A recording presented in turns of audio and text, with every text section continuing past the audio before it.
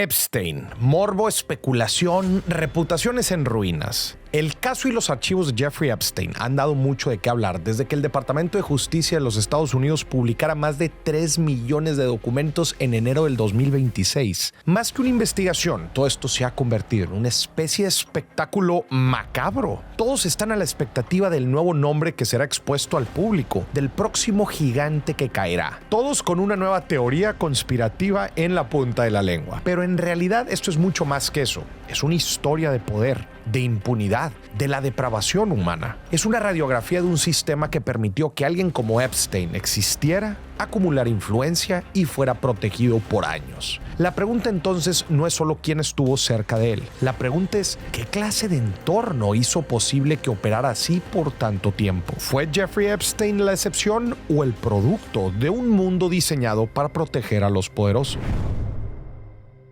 Por años, el ascenso de Jeffrey Epstein a la cúspide estadounidense fue un total enigma para el mundo. Se sabía que provenía de una familia de clase trabajadora de Brooklyn, Nueva York, que a pesar de no tener título universitario, llegó a ser profesor de física en la prestigiosa escuela Dalton. También se sabía que de ahí fue catapultado a Wall Street y, más importante, a una vida llena de riquezas, conexiones influyentes e impunidad. Pero seguía una incógnita. ¿Cómo amasó su fortuna? ¿Cómo pasó de ser un maestro sin título universitario a uno de los hombres mejor conectados del país? Desde el inicio de su vida laboral, Jeffrey Epstein dejó algo muy en claro. Podía manipular a cualquiera, incluso a los más poderosos. La larga lista de hombres y mujeres que fungieron como peldaños para Epstein se fue multiplicando con los años. Algunos de ellos lo ayudaron inconscientemente, otros lo apoyaron aún sabiendo de su falta de moral. Todos ellos cegados por un personaje que en realidad nadie conocía. El primero de ellos fue Ace Greenberg. A finales de los 70s, como te mencionaba, Epstein trabajaba como profesor en Dalton y digamos que no le estaba yendo muy bien, al punto que la escuela planeaba despedirlo. Pero su carisma lo había vuelto popular entre alumnos y padres de familia. Fue justamente por su buena relación con ciertos padres que pudo conocer a Greenberg, un ejecutivo de la renombrada banca de inversión Bear Stearns. Greenberg fue su boleto de entrada a Wall Street, y no porque Epstein tuviera el perfil tradicional para estar ahí. Lo que vio en él fue otra cosa: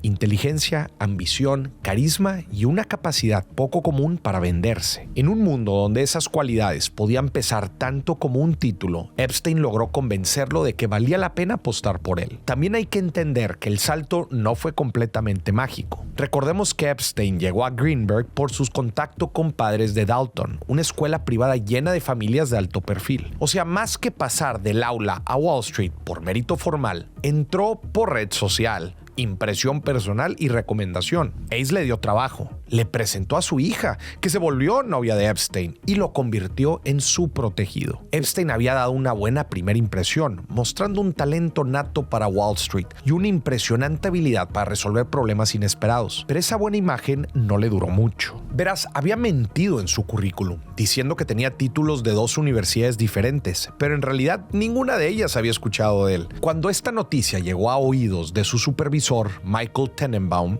este fue con Greenberg para preguntarle qué harían al respecto. La respuesta de Greenberg fue contundente: debían de ignorar la mentira y tratar a Epstein como cualquier otro empleado, aunque obviamente al hacer este tipo de excepciones demostraba justamente que no era como los demás. Ese día no solo le dieron una segunda oportunidad, también le hicieron darse cuenta que no importaba lo que hiciera, se podía salir con la suya. 4 años después ya lo habían nombrado Limited Partner en la empresa, ganando alrededor de $200,000 al año, que son más de $800,000 actuales. Hubo un momento en el que gastó más de $10,000 en joyas y ropa para una novia, y lo hizo con la tarjeta de la empresa. Pero aunque el departamento de contaduría lo reportó, otra vez Greenberg, que para entonces ya era director ejecutivo, lo volvió a encubrir. Y en algún punto ya no solo recibió la ayuda de Greenberg, sino de otros hombres que lo catapultó a círculos más exclusivos. Jimmy Kane. Kane era otro de los ejecutivos senior de Bear Stearns y en su momento llegó a tener una relación muy cercana con Epstein. Lo presentó con algunos de sus amigos más importantes y lucrativos,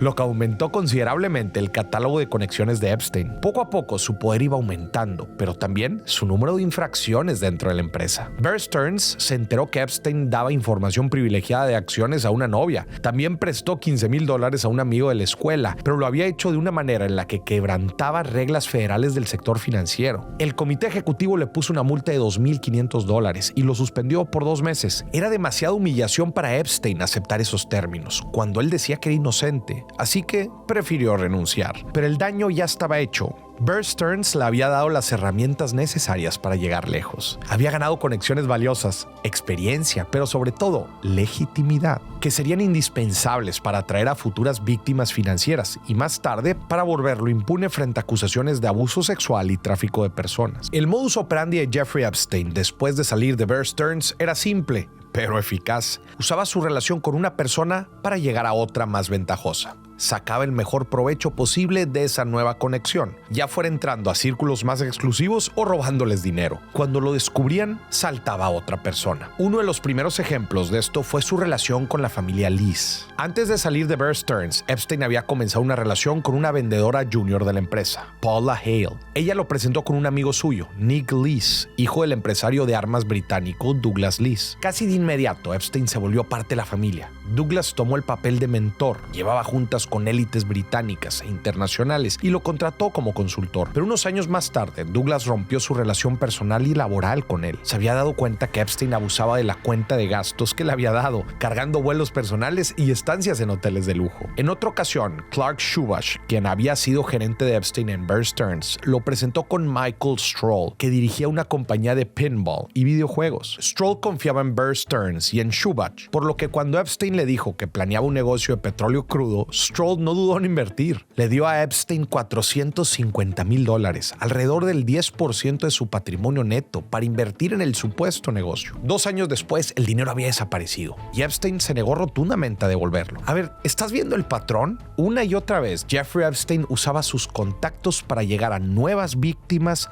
se ganaba su confianza y luego las traicionaba. Veía a cada persona como una oportunidad de ganar dinero y, por consiguiente, ganar poder. Ante sus ojos, todos eran usables. Todos eran desechables. Pero indudablemente el pez más gordo que cayó en la red de Epstein fue Lex Wexner, multimillonario creador de marcas como The Limited y Victoria's Secret. Wexner conoció a Epstein a través de un amigo, Robert Meister, el cual le aconsejó que buscara a Jeffrey para pedirle asesoramiento financiero. Un año después, Wexner contrató a Epstein y le otorgó poder notarial sobre sus finanzas. Básicamente le dio carta blanca para que hiciera lo que quisiera con su dinero. Su nivel de confianza era demasiado alto. Personas cercanas a Wexner se empezaron a preocupar por la cercanía de ambos, desconfiando de las intenciones de Epstein, pero el multimillonario no les hizo caso. Hasta la fecha sigue siendo un misterio qué es lo que ganaba Wexner de esta relación. Aunque lo más probable es que cayera en las tácticas de Epstein, que solía sembrar la semilla del temor en los millonarios, haciéndoles creer que sus finanzas eran un desastre, que sus asesores y familiares se aprovechaban de ellos y que el único que era capaz de resolver el problema era él. Wexner fue la persona que más aportó a la riqueza de Epstein. Para cuando su relación terminó, le había robado más de $46 millones. Pero más allá del dinero, le dio credibilidad y prestigio. Tener a Wexner como principal cliente, obvio que volvía a Epstein una persona confiable frente a los ojos de los demás. Entre otros de sus engaños, Epstein también pidió dinero a inversionistas bajo falsas promesas y luego desapareció con el dinero. También formó parte de un esquema Ponzi con Steven Hoffenberg, fundador de Towers Financial Corporation, ayudando a vender bonos fraudulentos a inversionistas internacionales. Además, llegó a decir que administraba dinero de la familia Rockefeller, cosa que nunca pasó, pero que mucha gente creyó, y donaba dinero a fundaciones e instituciones académicas como medio para acercarse a personas de renombre. La lista parece interminable. La ambición de Jeffrey Epstein no tenía límite, solo era cuestión de tiempo antes de que todo explotara. Antes de continuar, hay algo que te quiero comentar. Tu día no empieza cuando llegas a la oficina. Empieza mucho antes, en esa primera media hora donde decides si vas a reaccionar o a tomar el control. Café El Capital nace justo para ese momento. Café premium mexicano 100% arábica, de altura, con aroma intenso y fermentación controlada. Para acompañar un ritual simple, encender la luz, servir tu taza, abrir tu libreta y preguntarte qué decisiones importantes vas a tomar hoy. Lo que me gusta es que puedes elegir la opción que va mejor contigo. Serie A para arrancar con claridad, Serie B para mantenerte enfocado a mediodía y Serie C para cerrar el día bajando revoluciones pero pensando mejor. O puedes arrancar con el Starter Pack y descubrir tu combinación ideal. Lo mejor, lo compras online en minutos. Llega a la puerta de tu casa con envíos gratis a todo México y así transforma un gesto pequeño en una señal clara. Hoy también vas a invertir en ti. Escanea el código QR en pantalla y haz de tu café diario la primera inversión de cada mañana. A pesar de todos sus crímenes financieros, la caída de Jeffrey Epstein no fue por esta razón. Como suele pasar, mientras más dinero conseguía, más poder e influencia tenía. Epstein moldeaba su mundo de la manera que él quisiera, y los demás simplemente obedecían. Algunos por miedo, otros por indiferencia, unos porque estaban de acuerdo con él, pero la mayoría obedecía porque no tenía otra opción. Las grandes personalidades a las que había robado, estafado, traicionado y mentido por años no son las que fueron tras él, aunque tenían razones y recursos para hacerlo. Más bien fueron niñas y mujeres jóvenes, junto con sus familias, las que valientemente se rebelaron contra Epstein. Fue gracias a ellas que cayó en manos de la justicia. A lo largo de su vida había utilizado a las mujeres que lo rodeaban, usualmente novias y exnovias, como monedas de cambio para obtener lo que quería. Pero fue en los 90s cuando comenzaron las acusaciones de conductas inapropiadas hacia menores de edad. En 1996, dos hermanas, Annie y Mary Farmer, realizaron una denuncia al FBI sobre haber sido abusadas por Epstein, pero el sistema les falló. Fueron ignoradas por completo. Sin nadie que lo detuviera, el número de víctimas aumentó drásticamente con los años. En el 2005, la familia de una niña de 14 años denunció que había sido víctima de abuso sexual en la mansión de Epstein y por fin la policía de Palm Beach lo comenzó a investigar. Epstein se apoyaba de mujeres, entre ellas de su novia Ghislaine Maxwell, para conseguir víctimas, la mayoría menores de edad. Les prometía dinero a cambio de dar masajes que terminaban en abuso por parte de Epstein. Su trabajo era buscar a niñas y mujeres vulnerables, ya sea por su edad, condición social o porque habían sufrido abusos previos. Las metían en un mundo de extravagancia y excesos, tan diferente a nuestra realidad y cotidianidad que era difícil de procesar. Con tan solo entrar a la zona de Palm Beach, en Florida, donde solía vivir Epstein, las víctimas podían apreciar el enorme contraste entre el mundo del que ellas venían y el mundo de riqueza exorbitante. Es así como muchos agresores sexuales operan. Una vez que ven a alguien vulnerable, buscan qué necesita, lo identifican y lo explotan. Cada vez más víctimas cooperaban con la investigación en contra de Epstein, pero la mayoría vivía con un miedo constante de las posibles represalias si iban a juicio. En el 2006, aunque la policía había presentado pruebas contundentes de delitos sexuales contra menores de edad, Epstein solo fue acusado de un solo cargo: incentivar la prostitución. Fue arrestado y liberado bajo fianza poco después, lo que, claro, generó indignación entre el público. La investigación después pasó a manos del FBI. Había alrededor de 40 víctimas dispuestas a declarar en su contra. Era un caso enorme que se suponía que lo pondría tras las rejas por el resto de su vida, pero de pronto todo se detuvo por completo. Los abogados de Epstein habían negociado bajo el agua con el fiscal federal de Miami, Alexander Acosta. Terminó en un acuerdo de no enjuiciamiento que le permitió a Epstein declararse culpable por cargos estatales menores y eludir cargos federales más graves. Entre lo que acordaron, le dieron inmunidad a Epstein, a sus co-conspiradores y lo sentenciaron a tan solo 18 meses en Palm Beach Detention Facility. En este centro de detención se encontraba en un área privada,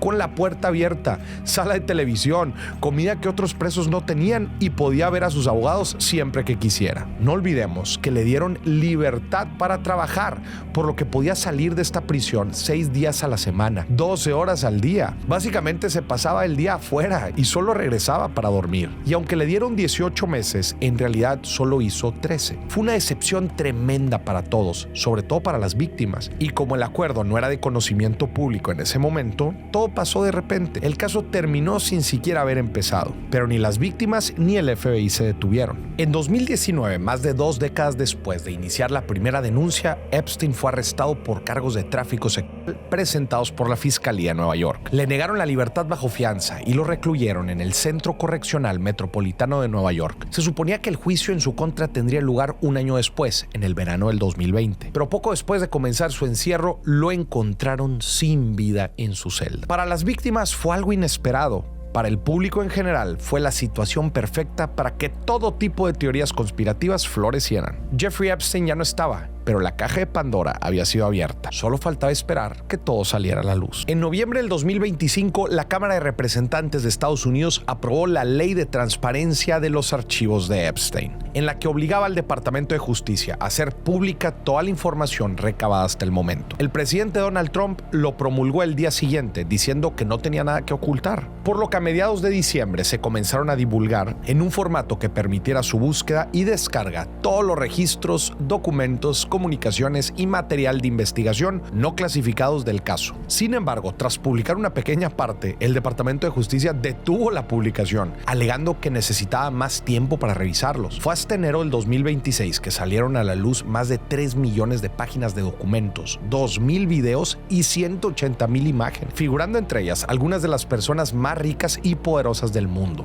como Elon Musk, Bill Gates, Donald Trump, Andrew Windsor y Woody Allen, además de la princesa Mette-Marit de Noruega, el ex embajador británico en Estados Unidos Peter Mandelson, el expresidente de Colombia Andrés Pastrana, el cofundador de Google Sergey Brin y hasta el mismo Stephen Hawking. Obviamente todos aseguran que no se relacionaron mucho con Epstein, que perdieron contacto con él desde hace años o que no supieron de lo que hacía hasta su arresto en el 2019, aunque en algunos casos la evidencia muestre lo contrario. Ojo, no por aparecer en los archivos significa que se cometió algún delito, pero sí hace evidente la cantidad de personas que siguieron asociándose con Epstein incluso después de su primera condena. Los archivos han brindado una nueva luz sobre la situación, pero no por eso se da por terminado el asunto. Legisladores demócratas y republicanos aseguran que la administración de Trump está reteniendo millones de documentos adicionales. Parte, aunque se habían acordado que no se publicarían los nombres de las víctimas, al final muchos de ellos sí se hicieron públicos, que viola la privacidad de las personas que no querían ser identificadas.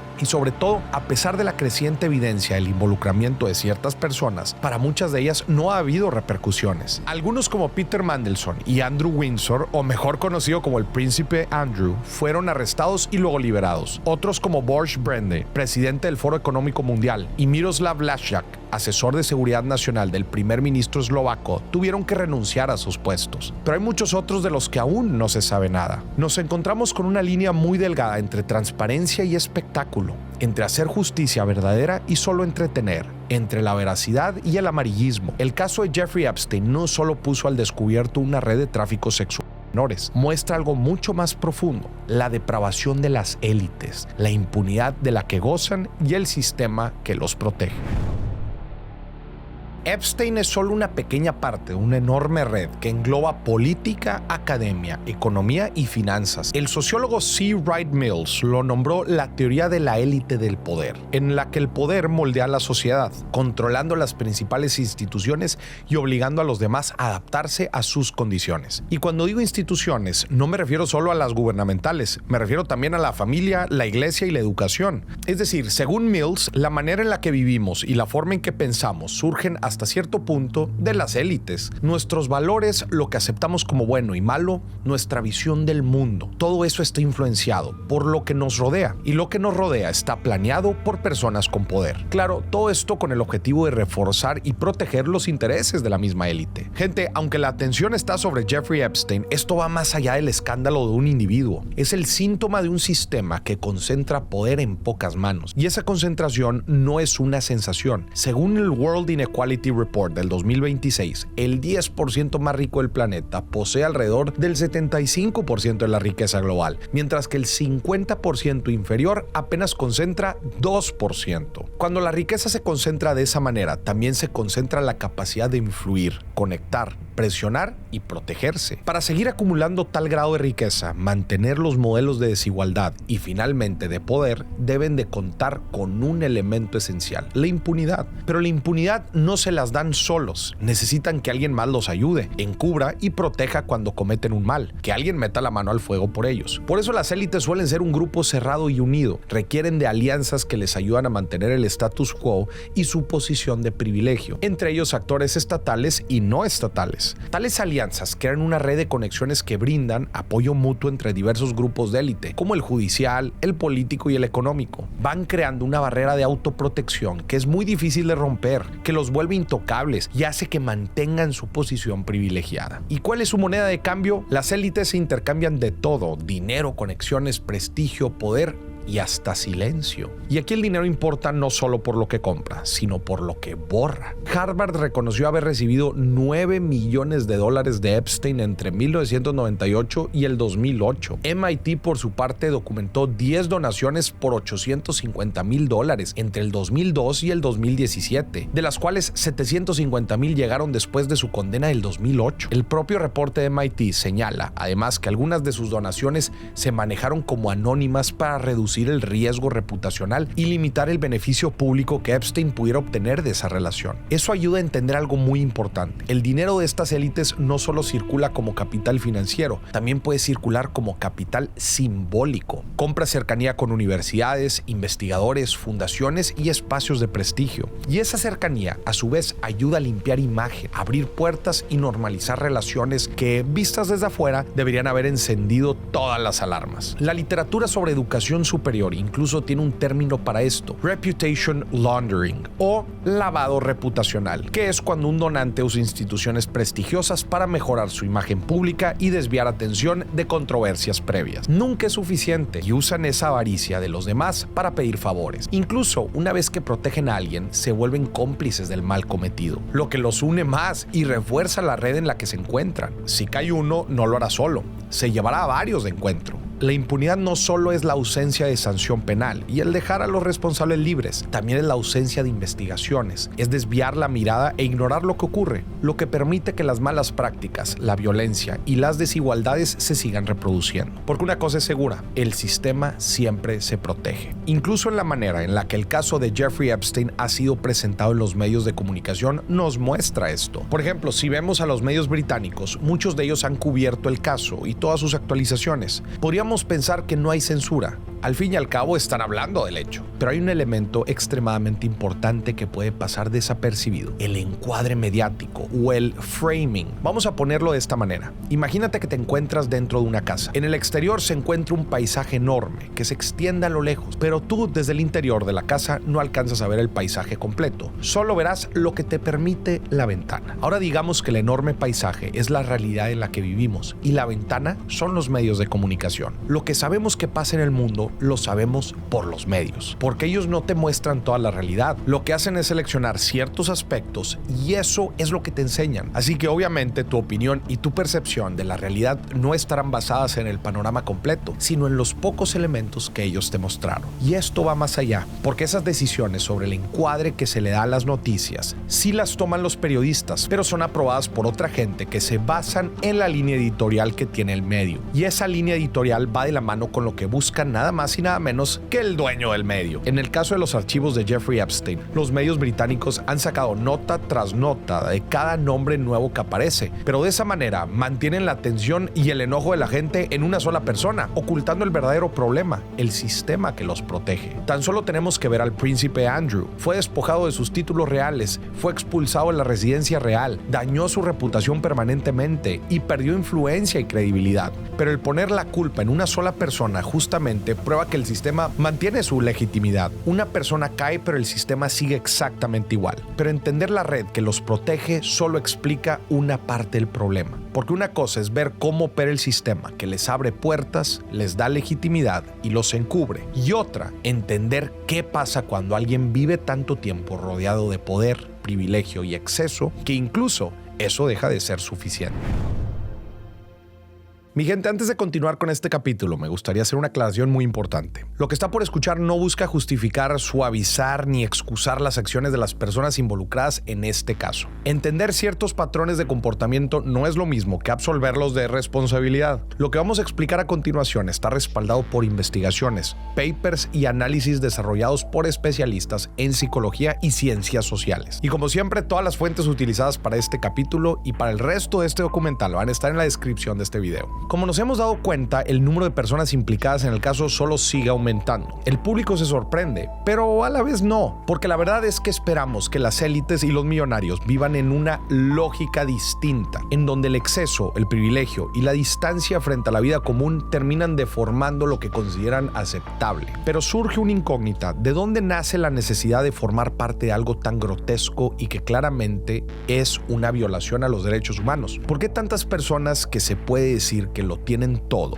sintieron la necesidad de realizar actos tan depravados? Simplemente, ¿por qué? Bueno, una posible respuesta está en la adaptación hedónica. En psicología, este concepto describe la capacidad que tiene el ser humano para adaptarse a nuevas circunstancias, tanto negativas como positivas. Con el tiempo, lo que alguna vez produjo euforia, emoción o placer deja de sentirse igual. El impacto baja, la novedad desaparece y la mente incorpora esa experiencia a la normalidad. La evidencia acumulada sobre bienestar muestra justamente eso. Las personas tienden a adaptarse en distintos grados, tanto a eventos positivos como a negativos. En otras palabras, es un mecanismo que limita la duración de emociones intensas por nuestro propio bien. Es justamente la razón por la que después de obtener lo que quieres, como mudarte a un nuevo lugar, graduarte o ser promovido en el trabajo, puedes sentir una felicidad muy intensa. Pero con el tiempo, cuando te acostumbras a esa nueva realidad, ya no sientes el mismo nivel de emoción que al principio. Incluso, un famoso estudio sobre ganadores de lotería encontró que pasado el impacto inicial, su bienestar no se disparaba de manera permanente y que incluso podían disfrutar menos los placeres cotidianos. Y atención, esto también ocurre del otro lado. Tras impactos fuertes como la pérdida de un ser querido, el ser humano tiende a recuperar cierta funcionalidad con el paso del tiempo. Esa capacidad de adaptación puede ser útil para seguir adelante. El problema aparece cuando la misma lógica empuja a buscar estímulos cada vez más intensos para volver a sentir algo. Por eso se le llama la rueda hedónica o cinta de correr hedónica, porque siempre llegamos al mismo lugar en el que estuvimos, lo que nos puede llevar a un ciclo de insatisfacción y nos obliga a seguir buscando nuevas experiencias, nuevas metas, nuevos excesos. Eso también aplica para las élites. Uno podría pensar que mientras más se tenga, más feliz se es, pero la evidencia sobre adaptación hedónica apunta a algo más incómodo. El dinero, el lujo, el exceso y la exclusividad también pueden volverse una costumbre. Y cuando eso pasa, dejan de producir el mismo impacto emocional. Ahora imagínate lo que ocurre cuando alguien ya vive rodeado de todo lo que otros persiguen durante años: riqueza, prestigio, influencia, reconocimiento y poder. ¿Qué sigue? ¿Qué te hará sentir esa euforia ahora? Ya no se trata solo de tener más, sino de sentir más. Y ahí es donde el problema deja de ser únicamente económico para volverse también moral. Ya mencioné que el poder no solo abre puertas, también puede alterar la manera en la que una persona ve a los demás. Hay investigaciones en psicología social que muestran que el poder puede fomentar la objetificación, la tendencia a mirar a otras personas principalmente en función de qué tan útiles son para los propios fines. En otras palabras, dejar de ver a alguien como un ser humano completo y empezar a verlo como un medio. Eso no significa que el poder convierta automáticamente a alguien en un agresor, pero sí ayuda a entender cómo en ciertos entornos la distancia entre una élite y el resto del mundo puede ir reduciendo límites tan básicos como la empatía, el reconocimiento del otro y la percepción del daño. Y si le damos doble clic aquí, encontramos otra capa que encaja en el tema. Existe una teoría propuesta por el psicólogo Albert Bandura que habla sobre la desconexión moral. Este concepto explica cómo una persona puede ir desactivando sus propios frenos éticos para cometer actos dañinos sin experimentar el mismo conflicto interno que tendría en otras circunstancias. No es que deje de saber que algo está mal, más bien encuentra formas de justificarlo,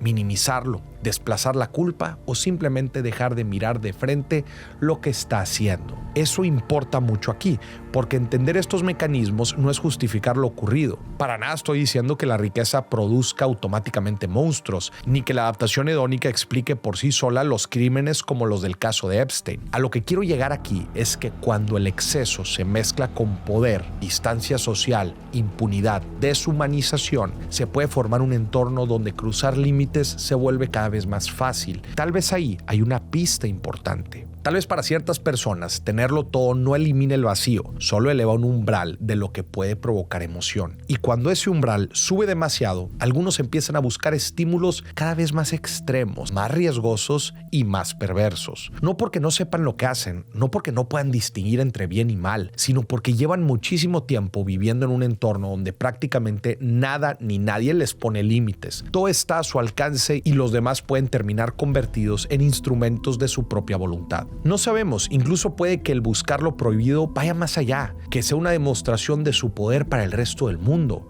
pero sobre todo para ellos mismos. La muerte de Jeffrey Epstein fue solo el principio de algo mucho más grande. La pregunta sigue: ¿por qué con toda esta nueva información tan pocas personas han enfrentado las consecuencias? Porque la respuesta no está en un solo individuo, sino en todo un sistema. Nos queda claro que el poder se protege, se cuida y se encubre. Siempre ha sido así y lo seguirá siendo mientras las instituciones y quienes las controlan sigan poniendo sus propios intereses por encima del bien común. Al mismo tiempo, las víctimas siguen sufriendo, siguen viendo que las personas que abusaron de ellas caminan sin miedo. Quienes sabían, encubrieron o facilitaron su sufrimiento siguen con su vida como si nada, mientras que ellas fueron marcadas de por vida, cargando un enorme peso que nadie puede borrar, teniendo que vivir con el recordatorio constante de que el dinero y el poder son un boleto para hacer lo que se quiera sin sufrir las consecuencias. Para ellas el caso no es solo una noticia o un espectáculo, es una parte dolorosa de su vida. El mundo se centra en las personas poderosas que están cayendo, pero ¿en dónde queda la preocupación por las víctimas cuyos nombres fueron publicados sin su consentimiento?